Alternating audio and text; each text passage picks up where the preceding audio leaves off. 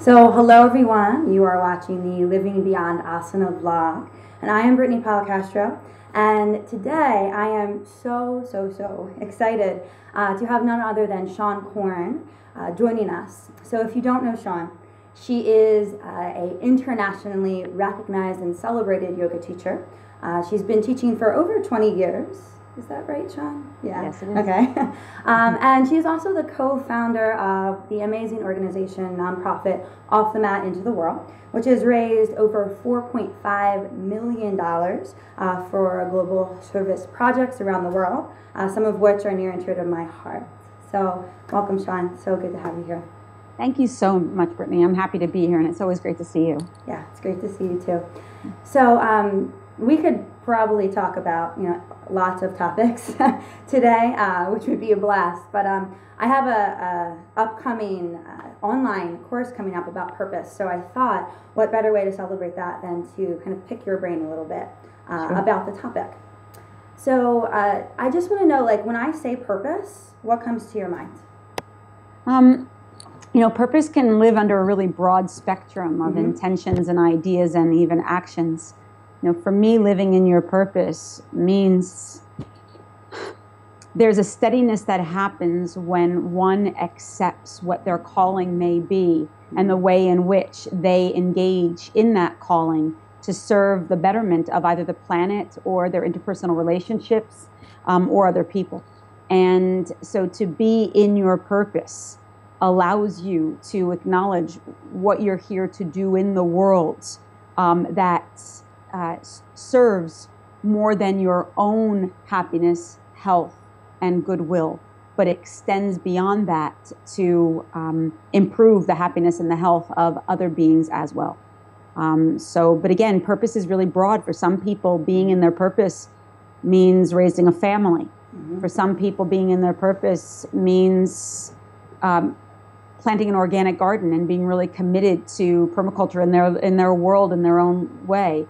For some people, being in their purpose is singing, dancing, expressing themselves fully and completely in the way that is organic to them. For other people, being in their purpose means being of service to something outside of themselves. And so that's why I said it lives underneath a fairly broad spectrum. And it's something that's always evolving and changing as one matures on their own path. So what might look like my purpose, the thing I'm supposed to do today, might only be informing the direction that my life will evolve into. And so it's really important that we don't get stuck in this idea about what we think our purpose is when we might be being schooled into something that we can't yet know or even anticipate. Wow, that was a good answer. So, and I like this idea of this broader spectrum, because I think a lot of times when people hear the word purpose, like, it can be very kind of oriented to maybe even some of the work that you and I do, right? Like this, like, bigger, building a school or doing this kind of international travel, when purpose can be, a hairdresser that loves his or her job and is constantly being present for people and listening to them. And so I think it's, anybody can do anything and be in purpose. Would you agree? Absolutely. Yeah. It's, people do have that idea, that the idea of purpose, especially in the yoga community, is doing something big and grand. And it's really doing what you love and what fulfills you and the way in which you share it with other people in the world. So it can be something that is dramatic, or something so tender and simple, delicate, yet meaningful to the individual. And when you're in your purpose, you're in your flow because you're just in your joy. And not to say that being in your purpose isn't scary. It can be at times, because it will always ask us to look at our own limits of beliefs and the things that are preventing us from really showing up to ourselves and to the world. So sometimes being in our purpose can be scary, but ultimately it's that thing that brings us joy and that we want to share with other people. So the work that you do, on your own as a yoga teacher, and also with Off the Mat Into the World, I am living proof of that. That for me personally, and I know I'm not alone in this, this kind of work really helped me to get on my path of purpose. And as you said, that purpose has definitely evolved and is continuing to evolve. But it was very much so the work that I did with Off the Mat and in the Seva project in Cambodia that put me on that path. Like, I was on that path, but not like when I really dug in and got cracked wide open. So what is it about that work that creates these big openings available to connect with purpose? The work that we do with Off the Mat bridges the gap between yoga transformation and social justice.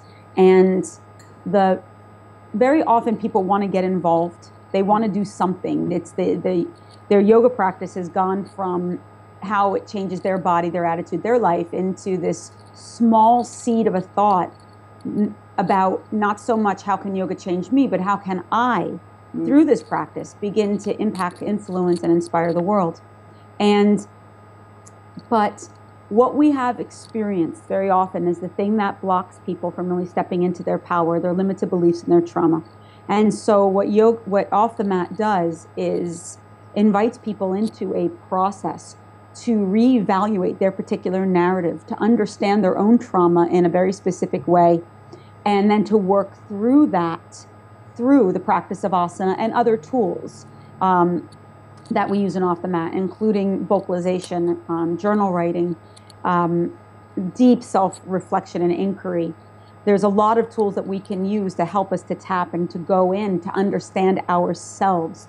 The idea about this is to start to develop empathy for our own journey, because in any kind of service work, we often go into an environment where there is trauma, and if we're not understanding our own, then we run the risk of either re-traumatizing ourselves or re-traumatizing the populations in which we are going in, even with the best of intentions, going in to serve. And so Off the Mat really asks us to go inside, look at our intentions, look at our wounding, our limited beliefs. And why one gets cracked open is because of that mind-body experience. We can analyze our feelings and our thoughts, but when we begin to embody and release the tension, we have a very different experience of it, and we're actually able to understand it in a different way and ultimately let it go.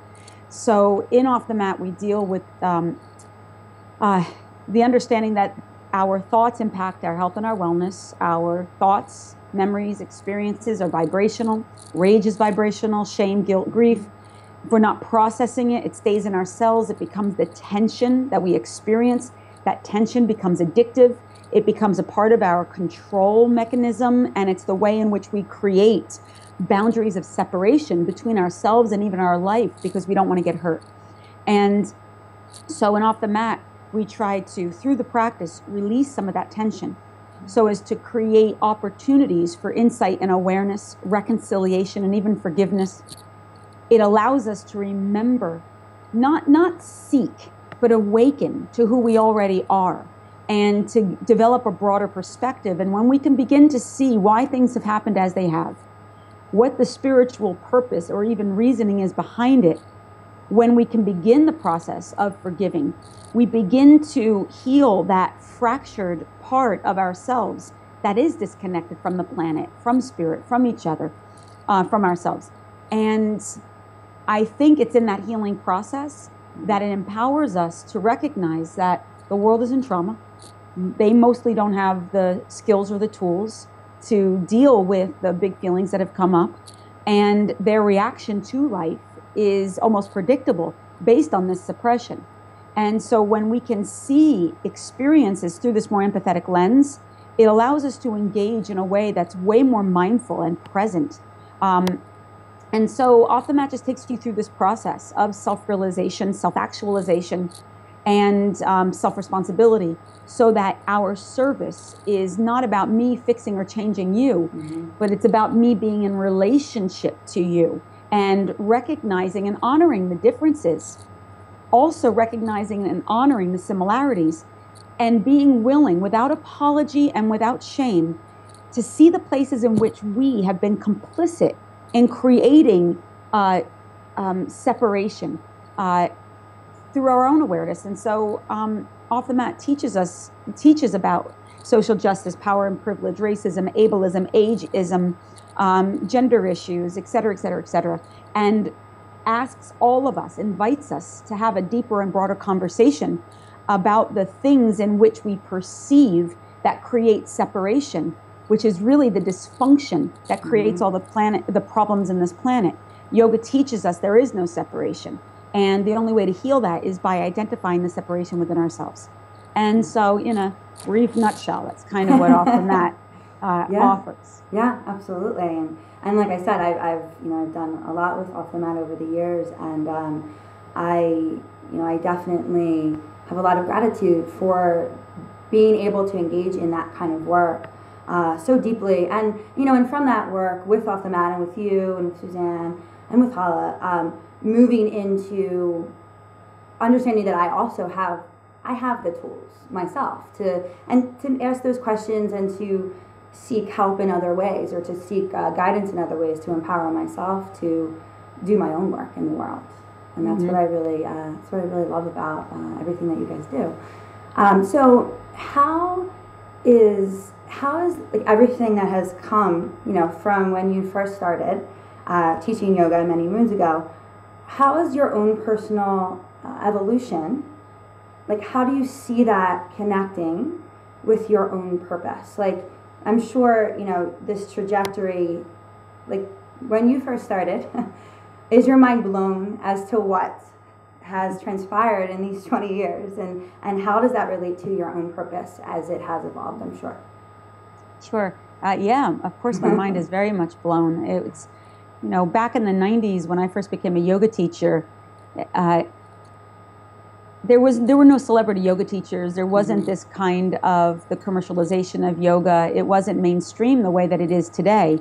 You taught, if you were lucky, I worked behind the desk at Yoga Works. I taught 12 classes a week and 12 privates a week just to be able to pay my rent.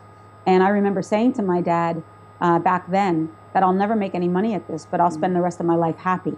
So my intention in becoming a yoga teacher way back then really wasn't about thinking of it in terms of a career or what I was going to be able to create as a result of it. It was just something that, an extension of my love. I was in my purpose then when I became a yoga teacher, not knowing that it was only just one drop of water in this vast ocean of creation that was going to happen and continues to happen in my career over the years.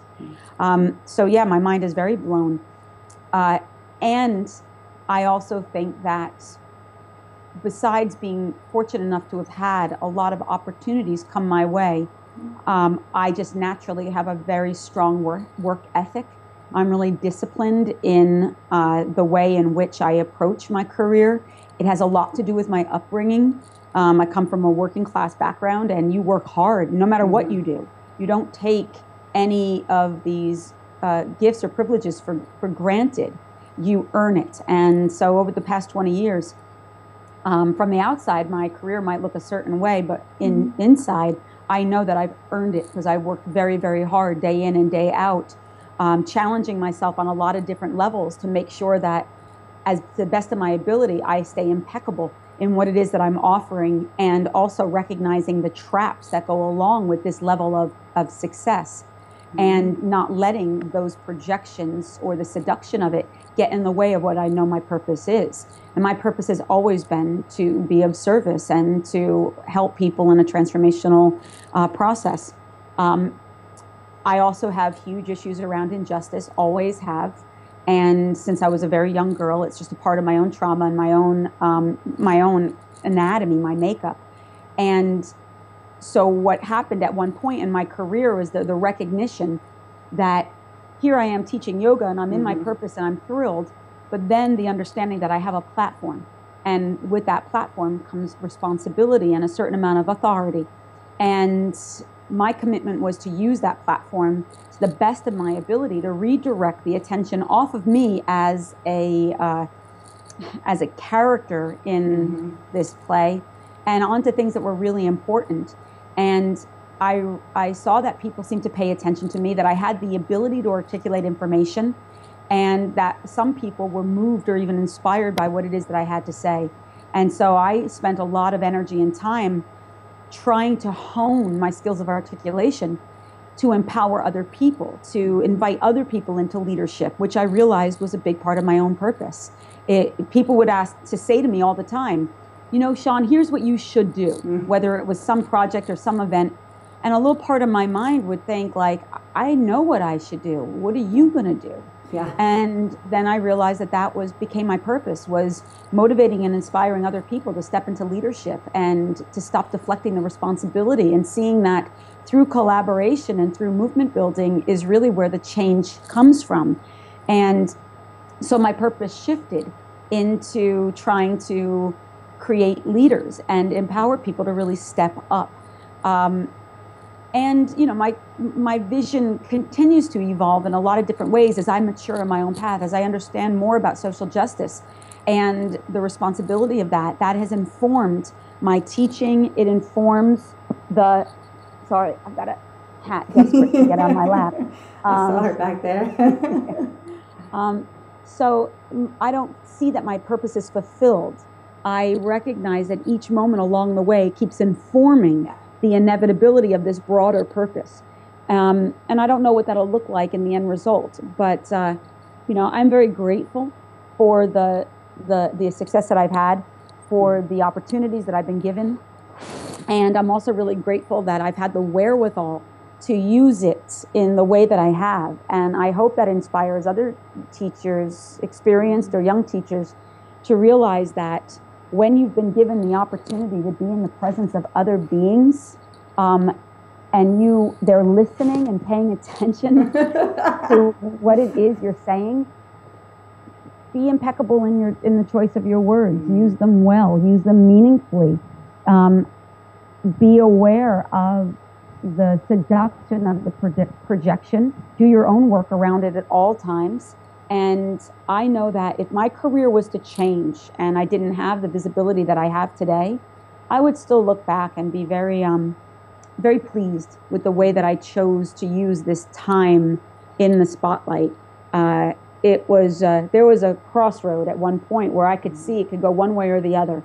And had I gone the other road, the attention would have been on me, and I would have made probably 4 times as much money as I'm making, and I would have had 4 times the amount of personal visibility, but I would have never been happy with that.